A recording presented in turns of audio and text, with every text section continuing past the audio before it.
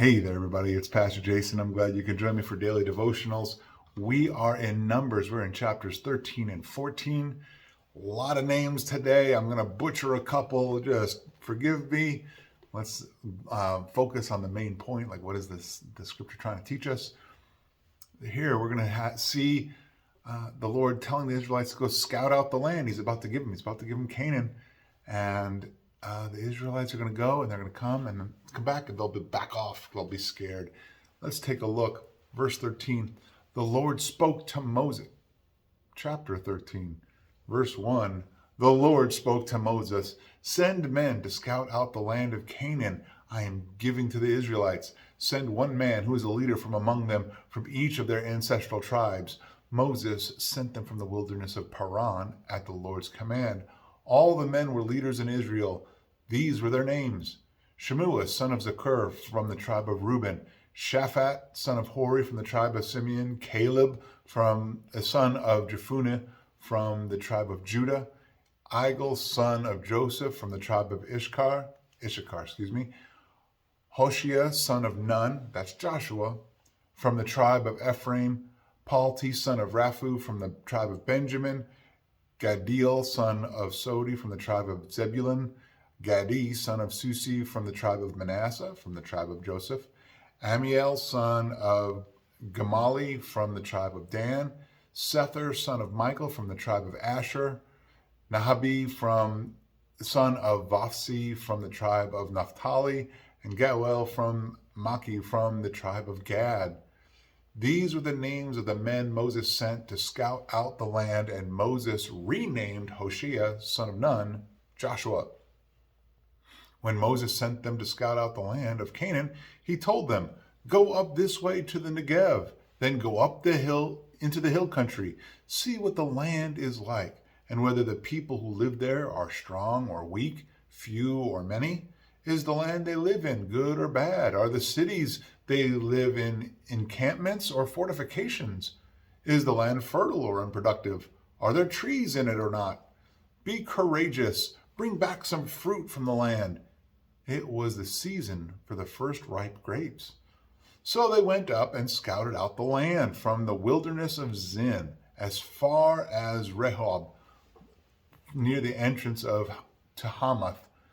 They went up through the Negev and came to Hebron, where Ahiman and Sheshai and Talmai, the descendants of Anak, were living. Hebron was built 7 years before Zoan in Egypt.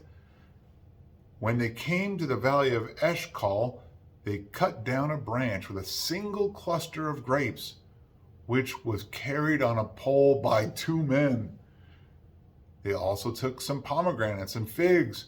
The place was called the Valley of Eshcol because of the cluster of grapes the Israelites cut there. At the end of 40 days, they returned from scouting out the land. The men went back to Moses, Aaron, and the entire Israelite community in the wilderness of Paran at Kadesh. They brought back a report from them and the whole community, and they showed them the fruit of the land. They reported to Moses, "We went into the land where you sent us. Indeed, it is flowing with milk and honey, and here is some of its fruit. However, the people living in the land are strong, and the cities are large and fortified. We also saw the descendants of Anak there. The Amalekites are living in the land of the Negev. The Hittites, the Jebusites, the Amorites live in the hill country, and the Canaanites live by the sea along the Jordan." Then Caleb quieted the people in the presence of Moses and said, "We must go up and take possession of the land because we can certainly conquer it." But the men who had gone up with him responded, "We can't go up against the people because they are stronger than we are." So they gave a negative report to the Israelites about the land they had scouted.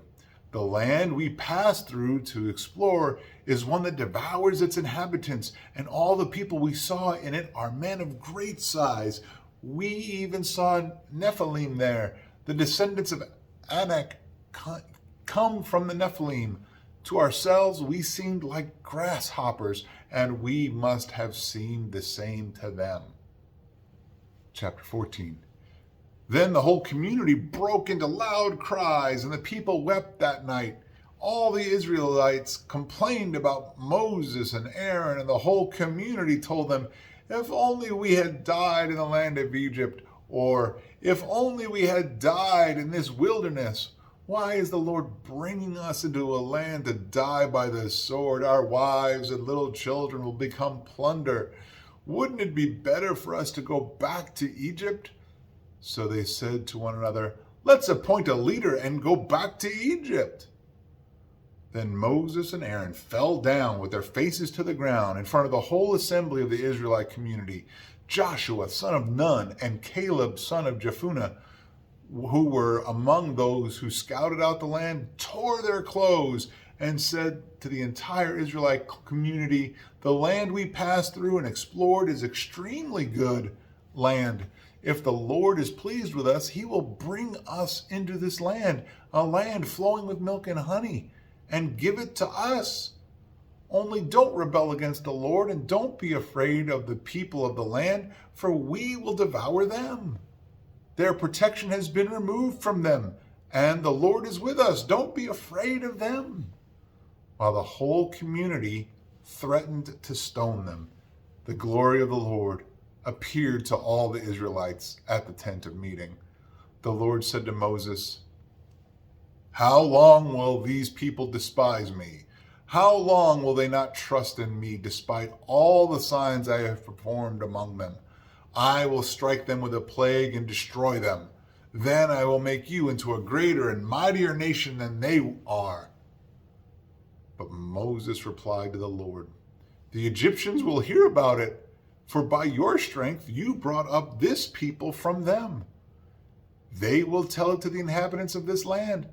They have heard that you, Lord, are among these people, how you, Lord, are seen face to face, how your cloud stands over them, and how you go before them in a pillar of cloud by day and a pillar of fire by night. If you kill this people with a single blow, the nations that have heard your fame will declare, 'Since the Lord wasn't able to bring this people into the land he swore to give them, he has slaughtered them in the wilderness.' So now may the Lord's power be magnified just as you have spoken. The Lord is slow to anger and rich in faithful love, forgiving wrongdoing and rebellion, but he will not leave the guilty unpunished, bringing the consequences of the father's wrongdoing on the children to the third and fourth generation. Please pardon the wrongdoing of this people in keeping with the greatness of your faithful love, just as you have forgiven them from Egypt until now." The Lord responded, "I have pardoned them as you requested. Yet as surely as I live and as the whole earth is filled with the Lord's glory, none of the men who have seen my glory and the signs I performed in Egypt, in the wilderness, and have tested me these 10 times and did not obey me, will ever see the land I swore to give their fathers. None of those who have despised me will see it. But since my servant Caleb has a different spirit and has followed me completely, I will bring him into the land where he has gone, and his descendants will inherit it. Since the Amalekites and the Canaanites are living in the lowlands, turn back tomorrow and head for the wilderness in the direction of the Red Sea." Then the Lord spoke to Moses and Aaron, "How long must I endure this evil community that keeps complaining about me? I have heard the Israelites' complaints that they make against me. Tell them, as surely as I live, this is the Lord's declaration. I will do to you exactly as I heard you say. Your corpses will fall in this wilderness. All of you who were registered in the census, the entire number of you 20 years old or more, because you have complained about me, I swear that none of you will enter the land I promised to settle you in, except Caleb, son of Jephunneh, and Joshua, son of Nun. I will bring your children, whom you said would become plunder in the land you rejected, and they will enjoy it. But as for you, your corpses will fall in the wilderness. Your children will be shepherds in the wilderness for 40 years and bear penalty for your acts of unfaithfulness until all your corpses lie scattered in the wilderness. You will bear the consequences of your sins 40 years based on the number of the 40 days that you scouted the land, a year for each day. You will know my displeasure. I, Yahweh, have spoken. I swear that I will do this to the entire evil community that has conspired against me. They will come to an end in the wilderness, and there they will die. So the man Moses sent to scout out the land, and who returned and incited the entire community to complain about him by spreading a negative report about the land, those men who spread the negative report about the land were struck down by the Lord. Only Joshua son of Nun and Caleb son of Jephunneh remained alive of those men who went to scout out the land. When Moses reported these words to all the Israelites, the people were overcome with grief. They got up early the next morning and went up to the ridge of the hill country, saying, "Let's go to the place the Lord promised, for we were wrong." But Moses responded, "Why are you going against the Lord's command? It won't succeed. Don't go, because the Lord is not among you, and you will be defeated by your enemies. The Amalekites and the Canaanites are right in front of you, and you will fall by the sword. The Lord won't be with you, since you have turned from following him." But they dared to go up the ridge of the hill country, even though the ark of the Lord's covenant and Moses did not leave the camp. Then the Amalekites and the Canaanites who lived in that part of the hill country came down, attacked them, and routed them as far as Hormah. I can't say it. Hormah. So the Israelites, they see how good it is, and then they turn, like two of them, right? Joshua, Caleb, they see how good it is. They want to be, they have the faith. They believe before they are blessed. And the Israelites just can't do it. The rest of the group and the rest of the community turn it down. The Lord strikes down those other scouts, and then the community's like, "Oh, we can do it." What do we take away? I would tell, we've said it before in the past, and if you've been like watching our sermon series here at the church from a bit back from like around Christmas, believe and then be blessed. Take Caleb and Joshua's position of believing what the Lord has said and taking action on that belief and then be blessed. It's interesting too, I mean, here the Lord's ready to wipe out the Israelites and start over with Moses, and Moses, so humble, we talked about that yesterday, so humble, he says, "No, your name, Lord, is more important. Your reputation is more important. News will spread, it'll get out. They will know, your enemies will know. May your name be praised. May your name be found faithful. So don't make a new generation through me." How humble is Moses? I mean, really. I mean, he was even complaining just the last chapter or two, right? What is it with these people that you've given me to lead, right?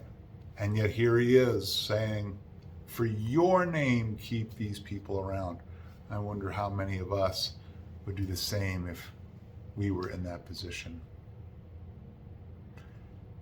Hey, believe and be blessed. Go be blessed today. Be a blessing to those around you. And I'll see you tomorrow as we continue in Numbers. Have a great day.